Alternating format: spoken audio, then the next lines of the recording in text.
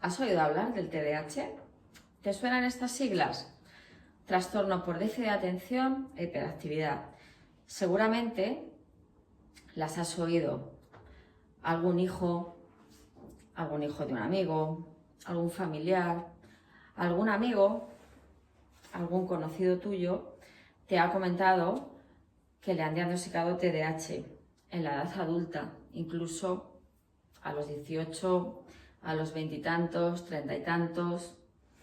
Se te hace raro pensar que un adulto pueda tener un TDAH, ¿verdad? Porque se te viene a la cabeza la imagen del niño hiperactivo, del niño trasto que no para, que suspende y que le castigan en clase, porque esa es la idea que hemos tenido siempre de lo que es un TDAH. Pero verás, el TDAH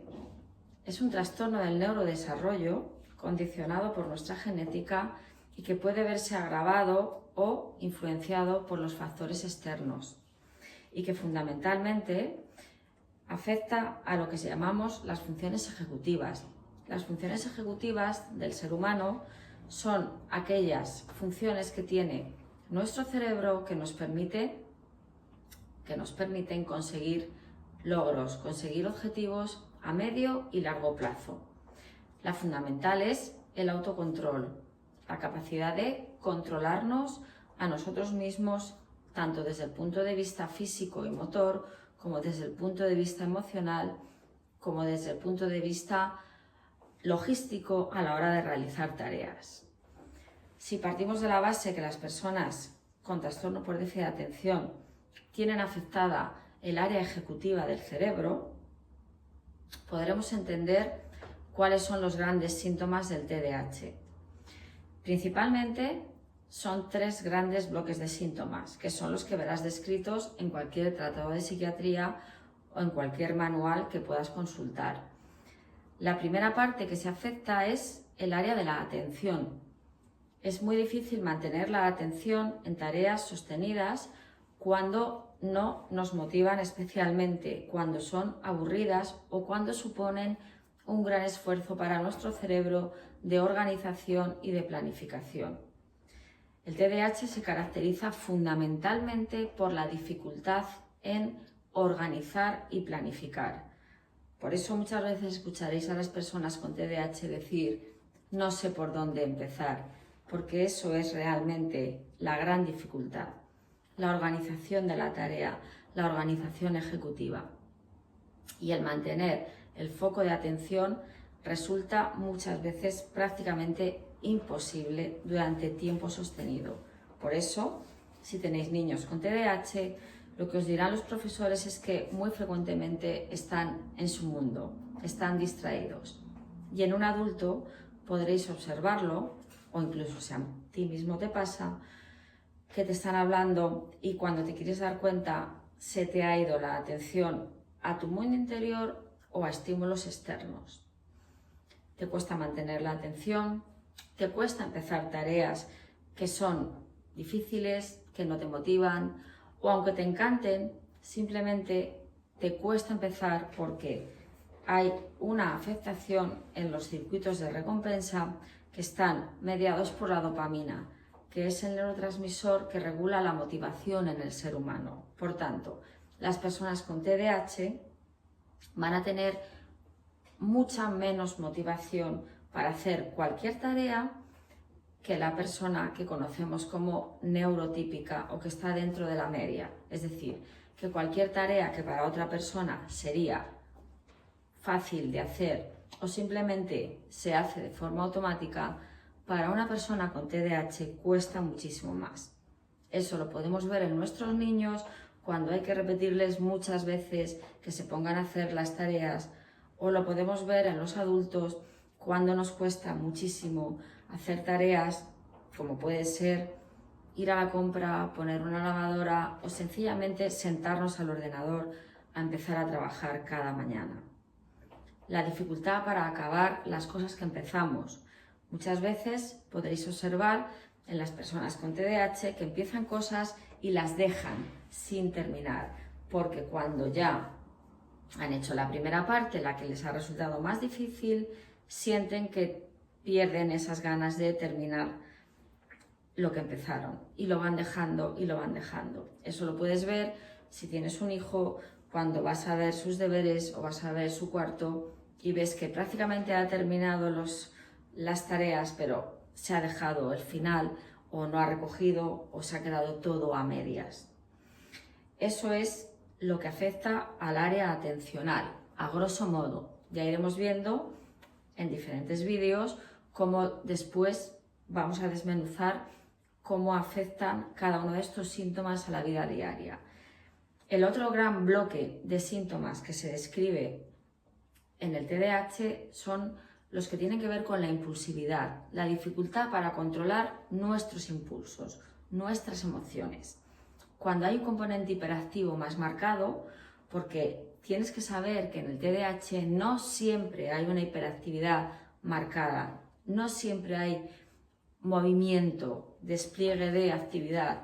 En los niños es más frecuente verlo porque todavía su sistema nervioso está en desarrollo y no tienen tanto control de sí mismos. En los adultos esa hiperactividad se va a traducir en inquietud, en morderme las uñas, en tocarme el pelo,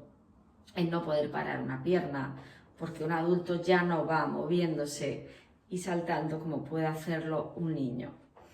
Pero la impulsividad lo que nos condiciona es esa dificultad para controlar lo que tenemos que decir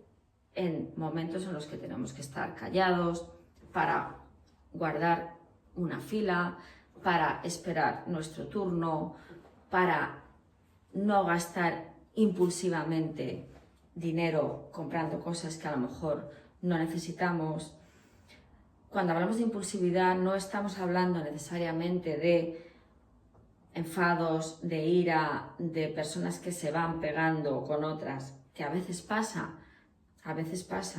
que las personas con TDAH, sobre todo en los varones, porque tienen mayor componente hiperactivo e impulsivo, sí que pueden tener estos problemas de conducta y son los más llamativos. Pero las mujeres,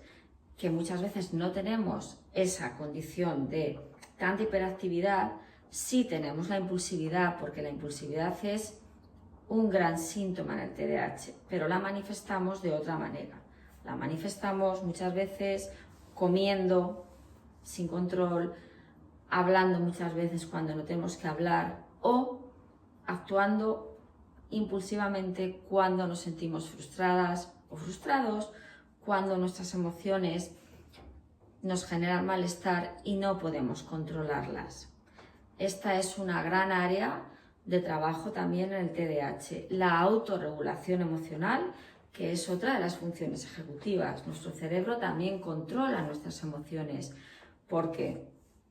el control de la emoción implica que vamos a poder ir consiguiendo logros, metas, poquito a poco, sabiendo que en cada momento tenemos que tener una emoción determinada y no dejarnos llevar por lo que sentimos de forma impulsiva.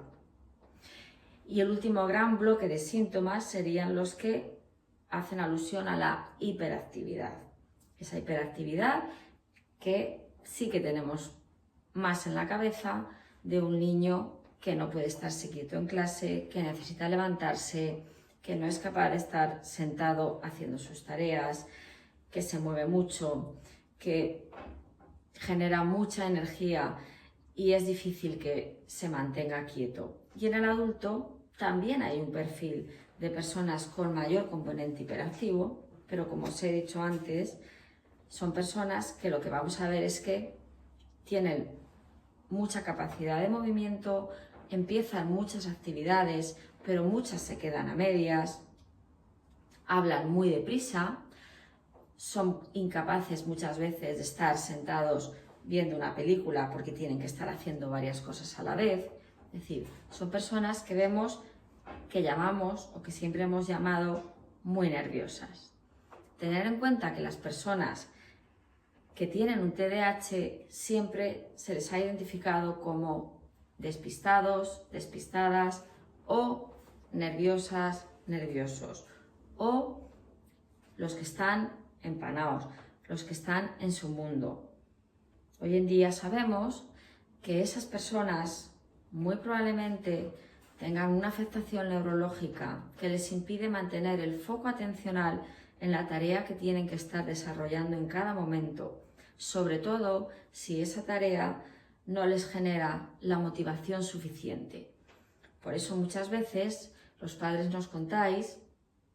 que el niño es capaz de estar jugando durante horas a la PlayStation, a la Nintendo o a cualquier cuestión de pantalla que le atrape la atención, pero después es incapaz de estar media hora sentado. Pues bien, es muy importante que sepáis que el trastorno por déficit de atención afecta a los adultos, que no porque los niños cumplan 18 años desaparece un neurodesarrollo diferente, no es una enfermedad en sí, porque no la podemos tratar y curar, sino que es un grupo de síntomas, un grupo de conductas que vamos a poder tratar sintomáticamente, como si yo, siempre explico el mismo ejemplo, me pongo mis gafas y mejora mi visión, mejora mi calidad de vida, pero si me las quito, voy a ver peor, me va a doler más la cabeza, me va a costar hacer más las cosas. En el TDAH el tratamiento es sintomático, ¿de acuerdo? Pero si lo diagnosticamos y lo tratamos a edades tempranas, lo que vamos a conseguir es que nuestros niños normalicen su función cerebral, se equiparen a los niños de su edad y puedan ir consiguiendo sus retos, sobre todo académicos, pero sobre todo personales. Es decir, vamos a preservar su autoestima, porque no van a ser los niños señalados, los niños que siempre están castigados o los niños a los que siempre se les dice que podían hacer más si se centraran.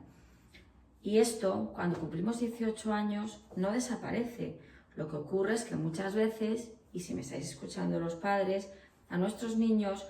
se les da de alta en la psiquiatría infantil o en la neurología infantil y cuando pasan a la parte de adultos, el psiquiatra de adultos no identifica este trastorno o directamente te dice que no existe, lo cual es algo que a día de hoy lamentablemente sigue ocurriendo. Pero el TDAH existe y existe en los adultos y es necesario tratarlo y no hay una edad tope ni máxima para diagnosticarlo, porque se trata de calidad de vida, se trata de funcionalidad, se trata de que no vayamos asociando depresiones, ansiedad, adicciones y sobre todo frustración y angustia por no saber lo que nos ocurre cuando somos adultos, pero saber que tenemos una dificultad para mantener la atención, para organizarnos, para que no se nos olviden cosas básicas todos los días y tengamos que volver a casa 20 veces, para poder organizar qué mail contesto antes o qué tarea empiezo a hacer antes, para controlarme a la hora de gestionar mis emociones y mis impulsos. Si todo esto te suena y eres adulto, o crees que hay alguien en tu familia que puede estar sufriendo por estos síntomas, es importante que consultes y es importante que no te quedes con la duda, porque muchas veces a las personas que tachamos de perezosas, de vagas, de inadaptadas, de que no quieren hacer cosas aunque les demos todos los medios, sobre todo nuestros chicos más jóvenes, son pacientes que necesitan ayuda,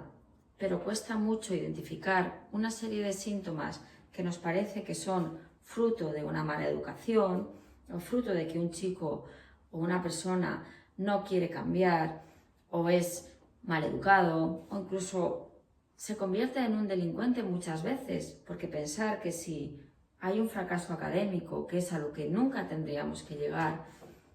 muchas veces es más fácil no ir a clase, abandonar, cruzarse al parque, empezar a fumar un porro, descubrir que eso te relaja,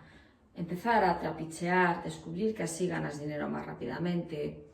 abandonar los estudios, ponerte a trabajar, abandonar la ilusión que en un momento tuviste por hacer una carrera, por cumplir tu sueño. Muchas veces es tan sencillo, y digo tan sencillo porque para los médicos que estamos entrenados en el diagnóstico en los adultos y en los adolescentes, en la gente un poquito más mayor, sabemos que diagnosticando y tratando, la vida puede cambiarte y no hay que tenerle miedo a la medicación, que es otro tema que hablaremos en otro capítulo. La medicación es un aliado, es una ayuda y es necesaria, pero es el primer paso, es el pilar para poder empezar a trabajar en todas las cosas que han estado mal gestionadas a lo largo de tu vida,